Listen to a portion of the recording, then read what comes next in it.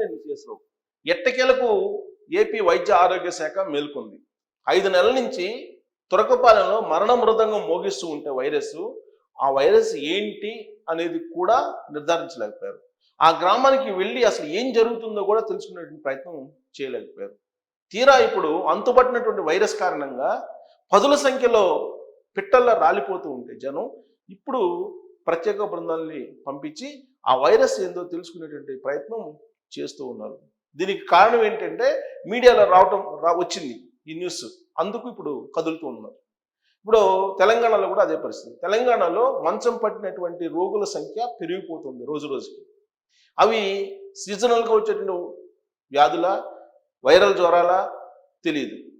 But ఒళ్ళు నొప్పులు, కాళ్ళు నొప్పులు, కీళ్ళ నొప్పులు, కళ్ళు ఎర్రబట్టడం, జలుబు చేయటం, కాఫ్ రావటం, ఇలాంటి సింటమ్స్ తోటి మంచం పడుతున్నారు. కొందరైతే అసలు కదలలేనటువంటి పరిస్థితిలోకి వెళ్ళిపోతున్నారు. సో దీని మీద ఇప్పటి వరకు వైద్య ఆరోగ్య శాఖ తెలంగాణలో కూడా అప్రమత్తమైనటువంటి దాఖలాలు కనిపించట్లేదు. ఆంధ్రప్రదేశ్లో మాత్రం తురకపాలెంలో పరిస్థితి చేదాటిపోయింది. ఆ గ్రామం వైపు చూడడానికి కూడా భయపడుతున్నటువంటి పరిస్థితి నెలకొంది. ఆ స్థాయికి వస్తే తప్ప సమస్య అప్పుడున్నటువంటి వైద్య ఆరోగ్య శాఖ స్పందించలేదు. సో ఇప్పటికైనా స్పందించి ఆ గ్రామానికి వెళ్ళి కొన్ని ఏర్పాట్లు చేస్తూ ఉంది. ఆ వైరస్ ఏంటి, ఆ వైరస్కి ఎలాంటి మందులు పనికొస్తాయనే దాని మీద ఇప్పుడు రీసెర్చ్ ఓరియంటెడ్లో పనిచేస్తూ ఉంది. ఇదే కనుక ఒక 5-6 నెలల ముందు కనుక పనిచేస్తుంటే ఆ వ్యాప్తి చెందేది కాదు. ఇప్పటి వరకు దాదాపు 28 మంది మృతి చెందారని చెప్తున్నారు. కానీ 28 మంది కేవలం గవర్నమెంట్ హాస్పిటల్స్లో నమోదైనటువంటి డెత్ల ఆధారంగా చెప్తున్నారు. కానీ ఆ గ్రామంలో దాదాపు 40 నుంచి 50 మంది దాకా చనిపోయి ఉంటారనేది ప్రైవేట్ హాస్పిటల్లో కానీ గవర్నమెంట్ హాస్పిటల్లో కానీ వెరసి పెద్ద సంఖ్యలో చనిపోయారని చెప్పి ఆ గ్రామస్తులు చెప్తున్నటువంటి మాట. మరి ఇప్పుడు లేటెస్ట్గా ఆంధ్రప్రదేశ్ ప్రభుత్వం ఎలాంటి చర్యలు చేపట్టింది అనేది రిపోర్ట్ చేశారు. దాన్ని మీకు చదివి వినిపిస్తాను. సో తురకపాలెంలో మరణాలపై రాష్ట్ర వైద్య బృందం అధ్యయనం. మెలియాయిడోసిస్ ఇన్ఫెక్షన్, ఆ ఇన్ఫెక్షన్ పేరైతే కనుక్కున్నది ఎట్టకేలకు. మెలియాయిడోసిస్ ఇన్ఫెక్షన్ నిర్ధారణకు రక్త నమూనాల సేకరణ. గుంటూరు రూరల్ మండలం తురకపాలెంలో జ్వరాలు, ఇన్ఫెక్షన్తో చోటు చేసుకున్న మరణాలపై రాష్ట్ర ఉన్నత వైద్యుల బృందం బుధవారం అధ్యయనం ప్రారంభించింది. తురకపాలెంలో మృత్యుఘోష 5 నెలల్లో 26 మరణాలు అనే దానితో ఒక వార్త ప్రచురితమైందని చెప్తున్నారు. ప్రచురితం కాకముందే సోషల్ మీడియాలో అనేక సందర్భాల్లో తురకపాలెం గురించి వీడియోలు చేయడం జరిగింది. ఆ వీడియోని పట్టించుకోవాలా వైద్య ఆరోగ్య శాఖ. ఇప్పుడు ఒక పేపర్లో వచ్చింది కాబట్టి పట్టించుకున్నారని చెప్పి సరే వాళ్ళు రాశారు. సరే ఏది కారణం చేత పట్టించుకున్నారు కాబట్టి సంతోషమే. పరిస్థితిని చక్కదిద్దే చర్యలు చేపట్టాలని రాష్ట్ర స్థాయి బృందాన్ని పంపారు.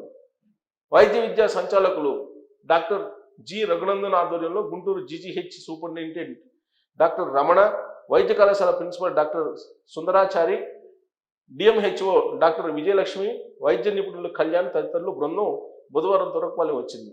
బుధవారం 42 మందికి పరీక్షలు చేస్తే అందులో ఎక్కువ మంది జ్వరము, దగ్గు, కీళ్ళ నొప్పులతో బాధపడుతున్నట్లు గుర్తించారు. గ్రామంలో 30 ఏళ్లు దాటిన వారిలో బీపీ తోటి 30%, మధుమేహంతో 10% మంది బాధపడుతున్నట్లు తేలింది. సో 30 ఏళ్ళు దాటినటువంటి వారిలో 30% మంది బీపీతో బాధపడుతున్నారు ఆ విలేజ్లో. అలాగే షుగర్ తోటి 10% మంది బాధపడుతున్నట్లు తేలింది. తురకపాలెంలో జనవరి నుంచి ఇప్పటి వరకు 30 మంది మరణించినట్లు అధికారులు వెల్లడించారు. వీరిలో 7 గుంటూరు జీజీహెచ్లో చికిత్స పొందుతూ చనిపోయారని, మృతుల్లో రక్తపోటు, మధుమేహం, కిడ్నీలు చెడిపోవడం లాంటి కారణాలతో 80% మంది పురుషులు చనిపోయారని తెలిపారు. మృతుల వయసు సగటున 55 ఏళ్లని పేర్కొన్నారు. ఓ ప్రైవేటు వైద్యశాల రోగుల నుంచి సేకరించిన నమూనాలు పరీక్షిస్తే 2 మెలియాయిడోసిస్ బారిన పడినట్లు గుర్తించారని వెల్లడించారు. ఆందోళన చెందొద్దు, మెలియాయిడోసిస్ వ్యాధిపై ప్రజలెవరూ భయపడొద్దని, ఐవి యాంటీబయాటిక్ చికిత్స ద్వారా రోగులు కోలుకుంటారని అధ్యయనం బృందానికి నేతృత్వం వహిస్తున్న డిఎంఈ రఘునందన్ తెలిపారు. 22 మంది రక్త నమూనాలు గుంటూరు ప్రభుత్వ వైద్య కళాశాలలోని ల్యాబ్లో పరీక్షిస్తున్నాం. నీటి నమూనాలను పరీక్షలకు పంపాం. పాజిటివ్ కేసులుగా గుర్తిస్తే ఆ నమూనాలు మణిపాలకు పంపించి జన్యు సంబంధ పరిశోధనలు చేసేలా చర్యలు తీసుకుంటామని చెప్పారు. తురకపాలెంలో తాజా పరిస్థితిపై వైద్య ఆరోగ్య కుటుంబ సంక్షేమ శాఖ కమిషనర్ వీరపాండియన్ ఆరా తీశారు. నేటి నుంచి 14 బృందాలతో సర్వే. తురకపాలెంలో ఇంటింటి సర్వే కోసం 14 మంది వైద్య అధికారుల నేతృత్వంలో ప్రత్యేక బృందాలు ఏర్పాటు చేస్తూ జిల్లా వైద్య ఆరోగ్య శాఖ అధికారి బుధవారం ఉత్తర్వులు జారీ చేశారు. సంతోషం. మొత్తం మీద ఆ గ్రామానికి 14 వైద్య బృందాలని పంపించారు.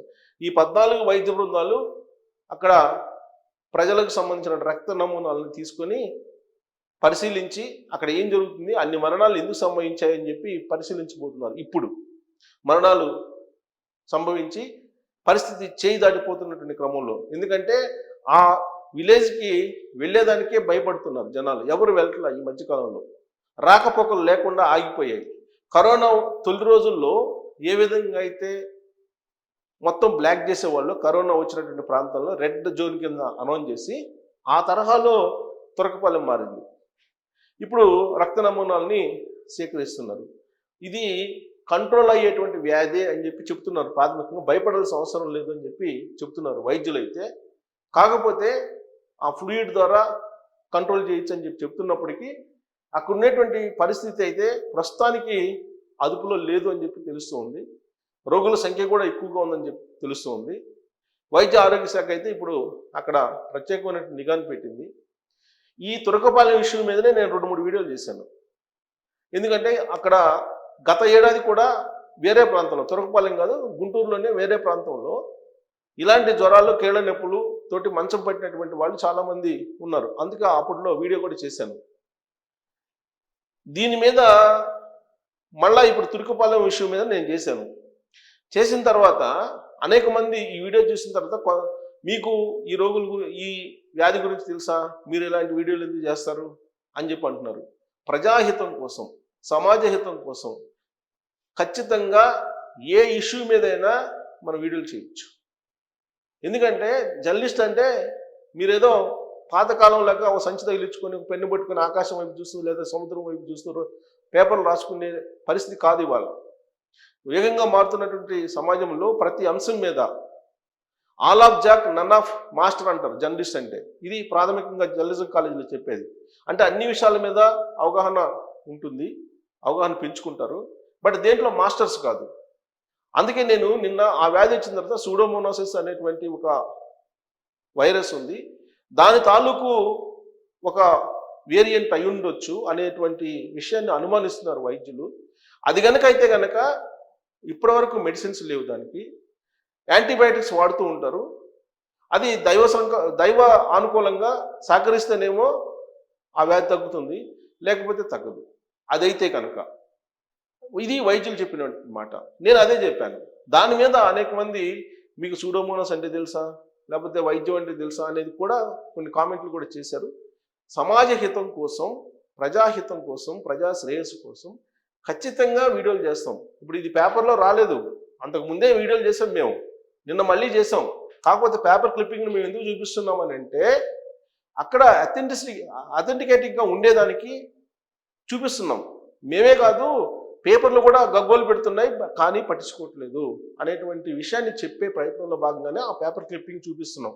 యాక్చువల్గా అక్కడ సిచ్యువేషన్ చేదాటిపోయిందని చెప్పి 10 రోజుల క్రితమే మేము వీడియోలు చేయడం జరిగింది. సో ఇప్పటికైనా అక్కడ వైద్య బృందం 14 బృందాలు వెళ్ళారు కాబట్టి కంట్రోల్ చేసేటువంటి అవకాశం ఉంది. అది చేయి దాటిపోయే అవకాశం లేదు. ఖచ్చితంగా అది తగ్గేటువంటి వ్యాధి అని చెప్పి అక్కడ డాక్టర్లు చెప్తున్నారు. కాబట్టి రాబోయేటువంటి రోజుల్లో అది మరింత విస్తరించకుండా ఉండేందుకే ఇలాంటి వీడియోలు చేసి అలర్ట్ చేసే ప్రయత్నం చేస్తున్నాం ప్రభుత్వాన్ని. అంతకు మించి వేరే ఉద్దేశం కాదు. Thank you.